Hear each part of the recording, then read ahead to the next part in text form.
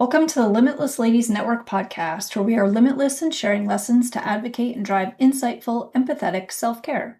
The Limitless Ladies Network is dedicated to nourishing minds, educating on self-care, and facilitating transformative experiences. Our mission is to guide women to age with grace, cultivate good health, and build meaningful connections to bring happiness into their lives.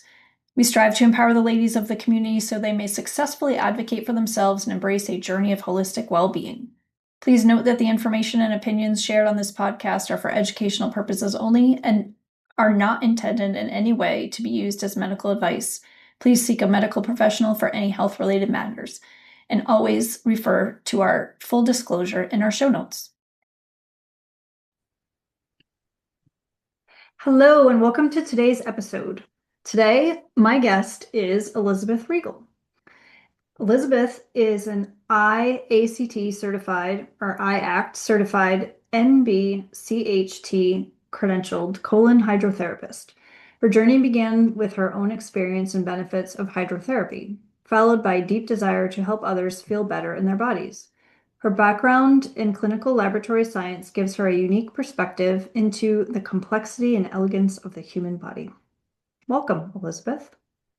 Thank you.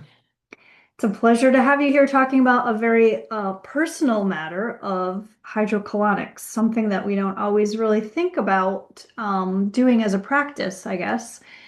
And I'm very excited to learn a little bit more about this because someone actually had suggested that I do this at one point, which I haven't delved into yet. So please demystify for us. It's not complicated. The procedure is colon hydrotherapy, sometimes known as a colonic or basically colon cleansing type thing. And it's a cleansing procedure, very similar to an enema. It's kind of like an extra enema in the sense that it involves warm filtered water that is introduced into the rectum and lower large intestine. And the temperature is maintained at 97 to 99 degrees. And there's a pressure gauge. There's a machine that controls this. It's filtered, temperature controlled, and pressure is monitored.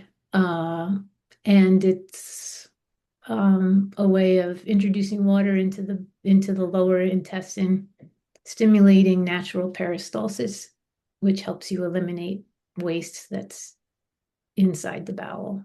So it's about stimulating natural peristalsis, and when we should later talk about peristalsis because a lot of people don't know the definition of that word. Yes, I was going to say that's a very medical term that, sounds way over my head. And I see you kind of looking over to the side. So you're actually in your colonics room. Is that right? I am, yeah. In between patients. So thank you for taking the time out to talk with us about this today. No So problem. it sounds like it's sort of a messy process, but not messy, like a contained mess. It is not messy, and Okay. that's what makes it actually kind of a nice thing. Everything is contained within tubing. There is a small tube that introduces the filtered water, and there's a tube that's inserted into the rectum a few inches, just enough to get past the second sphincter, and then the tube with the water that flows in, the filtered water that flows in, is attached to that. And then the waste tube is also attached to that. So the waste is all contained in tubing, and there's no odor and no mess. And there is basically, I would say,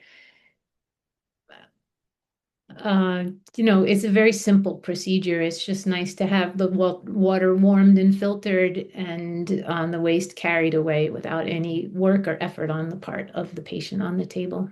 Yes, because that just sounds, again, a messy thing, right? That you wouldn't ever want to try doing at home. So, of course, going to a professional to have that done, unlike an enema or something, right? Right. Well, it's meant to be relaxing and soothing. And I think soothing is a great word to describe it because the environment is comfortable and private, and you're laying down in a relaxed position on your back. and you just let the water and your digestive system do the work for you. Let your body kind of do its natural thing. I like that.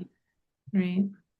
So you're laying down in this position, Mm-hmm. and how long does it usually take for us to get through this process from start to end? I mean, I would imagine that there's some explanation as to all the things that you're doing, right? And kind of looking at all the instruments potentially, right?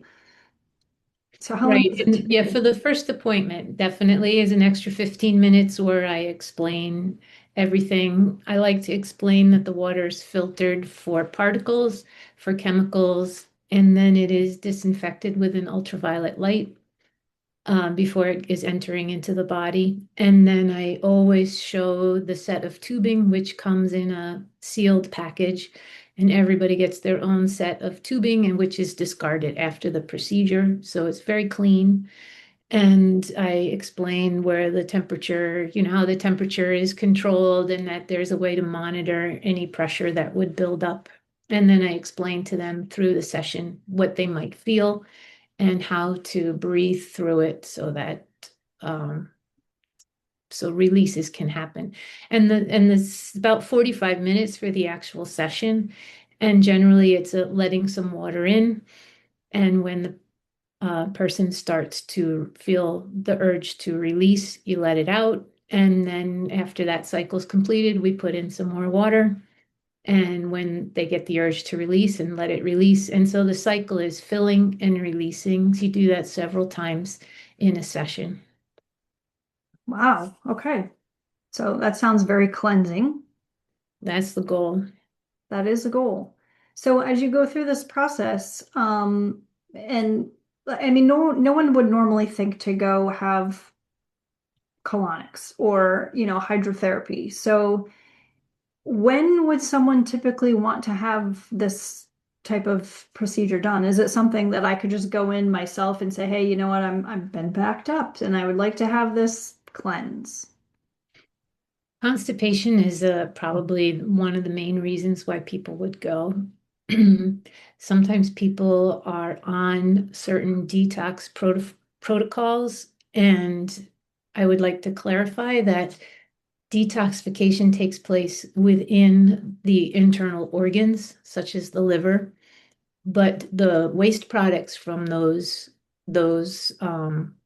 chemical reactions are dumped into not there's many different places where detoxification takes place in the body, and one of the places is the liver, and the waste products from those chemical reactions are dumped into the digestive system to be carried away from the body.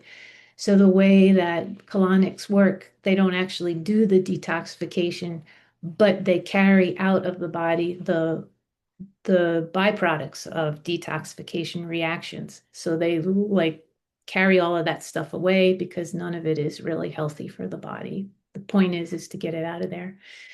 So constipation is the first reason. Certain people are on protocols by naturopathic doctors.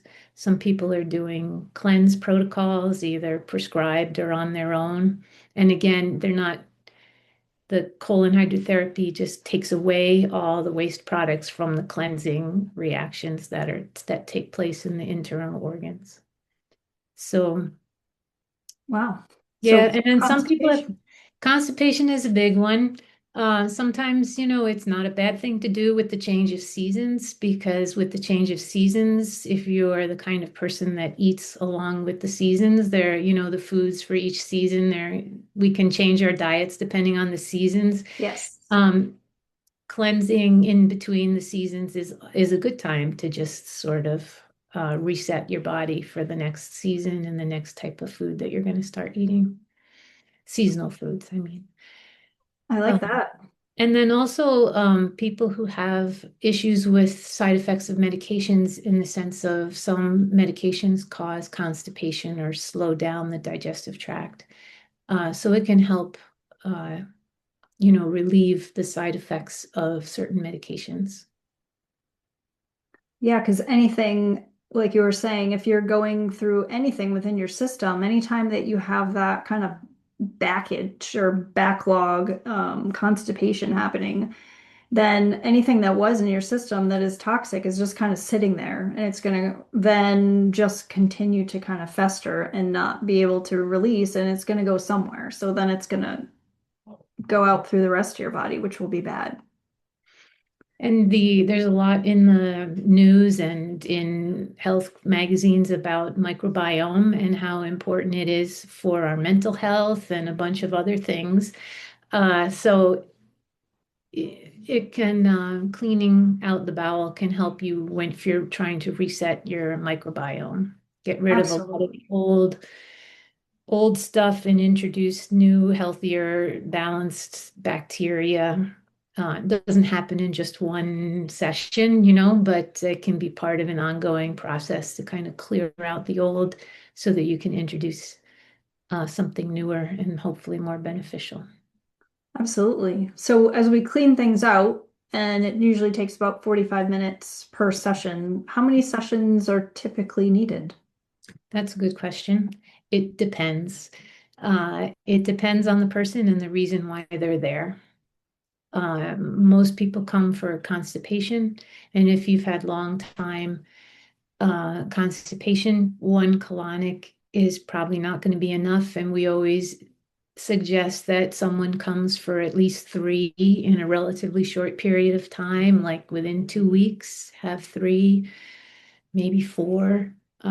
Depends. I mean, some people can get a release sooner than that, but the first colonic, if you've never had one before, is going to be hard to relax necessarily and let the process kind of happen. So you have to get used to new sensations and the fear and whatever you might be afraid of. So fear of the unknown. So the first session, it's hard for people to totally relax and let it happen. So that's why another reason why more than one session in the beginning, at least really three, is recommended. That So, makes sense because you're not used to something going in that area. It's more exactly. going out. Right. And then to have to let it out not in the position that you're used to letting it out in, and you can't push, you have to let it go out by itself because there's a tube it has to fit through, and you just can't push it out like you normally would. So you have to get used to the idea that you have to sort of relax and let the wave pass through you and out of the body. So Mm, yeah, so it's weird for the first session, but when people come back for the second session, they're much more comfortable. yeah, it's getting over that initial experience that would definitely be an issue for me, right? Because it is completely not something that you would normally think to do. So you mentioned, you have this tube that goes in. Is Mhm. it something that can be painful for people, or is it generally pretty comfortable as once you get through that initial? Well, the patient is always helping the therapist insert the tube. So we do that together. So the patient has some control over that, and it's not supposed to hurt at all. And then you're laying on your side when that happens, then you turn yourself onto your back, and then you're supposed to lay in a comfortable position. And the tube is not supposed to be uncomfortable, and it's not supposed to hurt. So if you find yourself in a situation where you're having a colonic and the tube is uncomfortable, you need to mention that to the hydrotherapist because it's going to feel weird, but it is not supposed to be painful or uncomfortable. Oh, well, that's good to know. Yeah. Because to me, like it's got to be completely Well, it's embarrassing. weird. It's weird, but man, once you have a good colonic, I have to tell you, it doesn't bother you anymore. If you are really not feeling well when you come in and you have a good session, the speculum in your bottom is the least of your worries. Right? Yeah, it's all about feeling better. And again, having all of that baggage, right? That all of that backlog of being constipated is just not healthy for anybody to have. So that release has got to feel wonderful when Trust you me, finally yes, get it to that. does. Yeah. Sometimes I get a hug when people come out of the bathroom at the end and they just come over and give me a hug because they feel so much better. You just feel Wow. lighter and you might feel a little bit tired and you just have some water with electrolytes and eat a simple meal and you're going to feel better. Yeah, so there's no major changes in your diet that you should be aware of before and or after you do this process? I would only say that after a colonic, if you have really large releases and you feel much lighter, you should just for your first meal, you should not eat gas producing foods or raw foods because it might produce gas and you might be really uncomfortable. So for the first meal after a colonic, a nice soup, scrambled egg and toast kind of thing, something soothing and warm and cooked. Don't have a salad, don't eat a bowl of fruit. That will be really uncomfortable for you, just for the first meal after a session. Yep. And there's no like pre-prep beforehand. I know like when you go into the doctor's office, they're like, oh, you have to do fasting to do some of these things. Like none of that has to be in place. We always tell people to not eat or drink in the 2 hours before the session. We don't want you to drink too much before the session because we don't want you to have the urge to pee while you're on the table. And then the reason we don't want you to eat is because we don't want you to be actively digesting something. We'd Makes like sense. your digestive system to be in a relaxed state. Makes total sense. Mhm. So you've had multiple colonics, it sounds like. Yeah, I started in this business by being a client. It was very helpful to me, and and it's nice to be able to do that for somebody else. And when I first went for a colonic, I had a lot of embarrassment and shame all wrapped up in that. And my first colon hydrotherapist that I went to in the very beginning, her name is Connie Jones. She's retired now, but she's from the Eastern Connecticut area. So there might be people in your listening area that know her. And Connie was just so kind and matter of fact about it all. And, we just, while we're having the session, we just talk like, do you see any movies lately? And she just made it very, I don't know, it was just very matter of fact. It was two people talking and, by the way, I'm having a release and oh, okay. And, it was just really nice. And I thought, and then I came in there full of shame and embarrassment and I left feeling fine. And it's just nice to be able to do that for somebody else. That is nice. And it is, I for myself would feel embarrassed as well because it's a very private thing, right? Like you Yeah, don't, absolutely. it's not something that you generally kind of have a conversation with somebody while you're in the middle of doing those types of movements, right? Right. And so when people leave, especially when they come for the first time and they're leaving, I give them two business cards and I say one for you and one for a friend. But that's sort of a joke because I don't expect anybody to give them to their friends because, most people don't talk about that kind of thing. So, but I always give them a second one just in case. Hey, you never know, right? I mean, we're talking about it. Right. I think it's a good thing to talk about because some of the things that we don't talk about are really the things I feel that are more beneficial to us in our well-being. So this has been great. I really appreciate you taking the time to kind of walk through this with us. What's your personal philosophy on this whole process? I would say I like to think of colonics as creating space. And there's a physical space that's created when you empty out, the colon and you kind of take a burden away and you create a certain amount of physical space for something new to go in there. Healthier food or new probiotics or whatever. But I think when I'm going to address mostly issues of constipation because that's a major issue. Uh, I think when you carry that kind of weight and you're holding on to something like that, whether voluntarily or involuntarily, you also are carrying a weight elsewhere, whether it's mental or anxiety or something in your heart that you can't let go of. I mean, there can be other connections because the nervous system is very present in the gut, all aspects of the gut.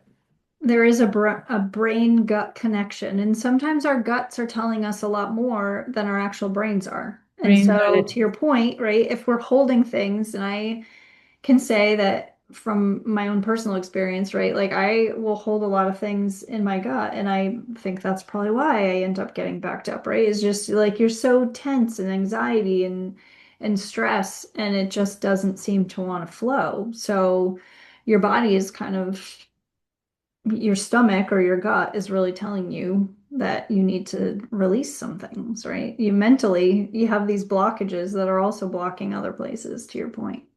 Yeah, it's blocking the flow of things through the Yeah. body. I think, I think it would be, you can come in for one colonic and feel better, or you could go a little bit deeper and say, okay, I'm releasing this, but is there something else that needs to be released, And it doesn't have to be a huge ordeal. I think it's a way to kind of help you create more awareness of your own body, especially since I've held things in and I don't breathe when I'm under stress. And when you just develop that awareness of, oh, I'm not breathing, or oh, I'm not, breathing deeply or something, it's just an extra level of awareness, and that can help. So one colonic won't cure anything, but clean is a great place from which to build something new. And so you go home and you eat, say, something with gluten in it, and like you get rid of a lot of interference, and interfering signals, and you feel clean and fresh and energized. And then you go home and you eat something, and then you have the space to kind of process how you feel after you eat that gluten. Does gluten bother you? You might notice it more if you have gotten rid of all of that extra stuff in the background. Or you eat, it doesn't have to be gluten, people are sensitive to all sorts of things. Right. Dairy, have some dairy, and Mm. you start feeling funny, and you just kind of helps you be more aware of your body, and it helps you kind of, it's hard to put into words, but be more aware of your body. Right. I mean, you're getting in tune with your And how your body's functioning, but also how you are treating your body, right? To your point about foods and sensitivities that you may not have noticed before, that having that complete cleanse really does kind of wake it up so that your brain can start to realize some of those sensations that were kind of muted maybe before. exactly, thank you. You phrased that very well. Yeah. I mean, I get it because I've had different food allergies and different things, and now my body is very in tune to knowing if I have something whenever I go out to a restaurant and I ask for gluten-free, I eat there and I still will have problems. Like, yep, that might have been gluten-free, but there was something else or a spice that maybe had a little gluten in it that nobody knew about. And my body is really sensitive. It kind of picks up on those things. Yeah, same thing with me. Yeah. Um, but I do like that idea of kind of giving that cleanse and the opportunity for you to almost get a restart. Exactly. It's like Yeah. a refresh, like a complete start over. Spring cleaning, yeah, or seasonal cleaning. No, it's true. Yeah, You kind of clean things off, and then it just, yeah, you feel lighter and more energized, and then you start feeling less energized, and you say, gee, I wonder why I changed. right. Why did I go back to feeling sluggish and slow again, or why can't I think clearly, or whatever. So it just helps people create more awareness of their own body. Agreed. I'm interested in the cleansing by season. So, are we thinking that there's something seasonally that you really just need to completely purge out from the previous season so you can start fresh for the new? I think it's something like that. I think you could interpret it almost any way you want, but I think a lot of it applies to food, and I speak of in my own personal life in summer, I find myself eating a lot of salads and raw vegetables and more fruit. But Mm. then when fall comes, I dive back into much more cooked winter vegetables and less fruit, less fresh fruit anyway, more cooked foods. So there's a shift. And um, I don't have anything more detailed than that, but it's a time of change. It's a time to just reset. Yeah. You adjust your diet for the new season. Um, Yeah, that's I all. mean, I think that makes total sense that you just kind of purge out and refresh for the whole new season. So you're starting anew, right?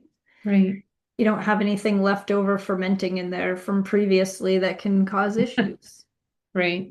Yeah. Yeah. So any last parting words of wisdom for somebody who has not been through a colonic, or actually, good reasons on why they should have a colonic? I would say, I would like to mention the reasons why someone should not have a colonic. Yes.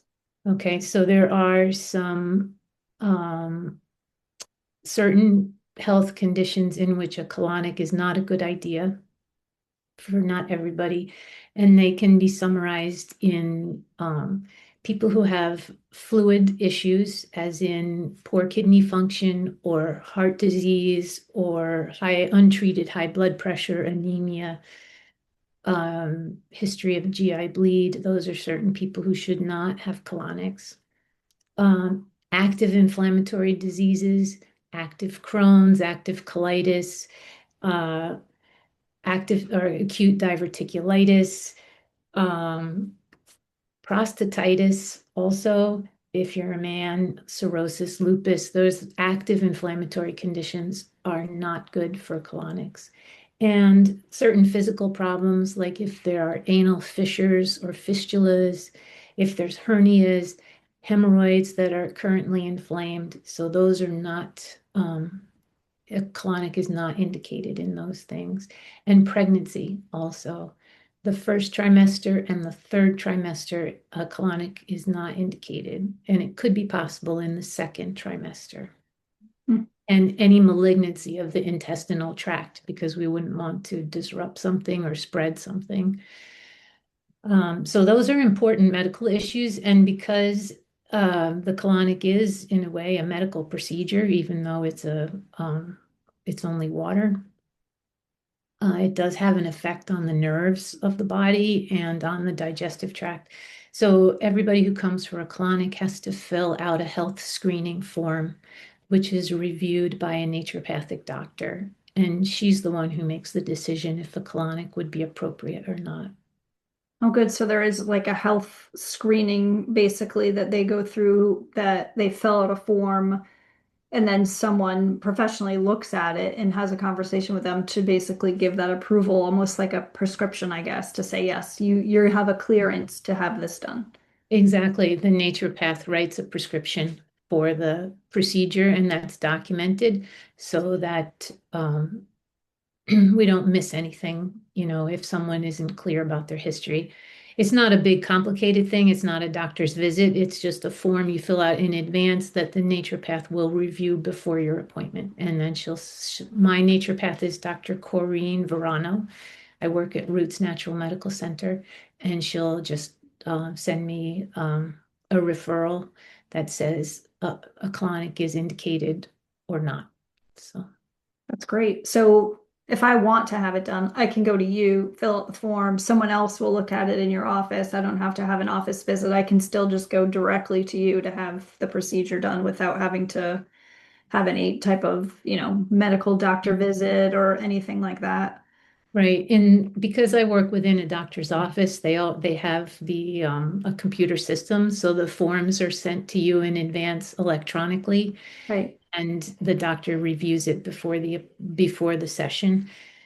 But other hydrotherapists that don't work in a big medical office may have a more streamlined approach to it, and some, like you fill out the form when you come and or something to that effect. But there's always a naturopath who makes the final decision about whether or not a colonic is indicated. That's awesome. There was Right. something else, the IACT. What is that? IACT stands for International Association of Colon Hydrotherapists, and they are based in the US. Um, it's a professional organization for colon hydrotherapists, and they provide an educational training course. They They set professional practice standards and rules and guidance for colon hydrotherapists. And so I am IACT certified. And then the NBCHT credentialing is the National Board of Colon Hydrotherapy, and they're the ones who set the standard for continuing education. So all of the IACT and NBCHT certified people get 12 hours of continuing education every year. So it's nice to look for those initials on people's credentials. You would know you have a certain professional standard that's maintained. Absolutely. Make sure that you're credible in what you're doing, right? Mhm. Absolutely. Well, this has been great, Elizabeth. I appreciate you taking the time out of your busy schedule in between your clients to explain and demystify colon hydrotherapy with us today. Thank you, Tammy, for having me. It's been a pleasure. It's been wonderful. And for anyone that's interested in finding you, Elizabeth, where do we find you? I work at Roots Natural Medical Center in Columbia, Connecticut. Excellent. Mhm. And I encourage everyone to check them out. It's a fantastic office. I've actually been in there once or twice myself. And please also check us out on our website.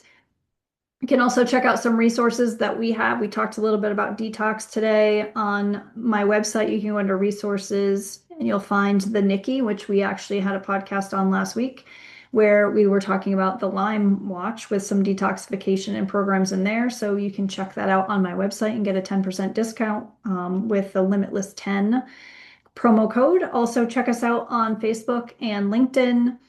On YouTube, obviously, where we're listening to this, you can click that little bell button to subscribe to our channel and follow us for any other upcoming episodes that we've got. And you can sign up for our email list so you'll be aware of all of our upcoming events, like the one that I have coming up at the Oxen Oak Winery, and also a couple of others at Salem Pines doing some women's gatherings there. So please follow us.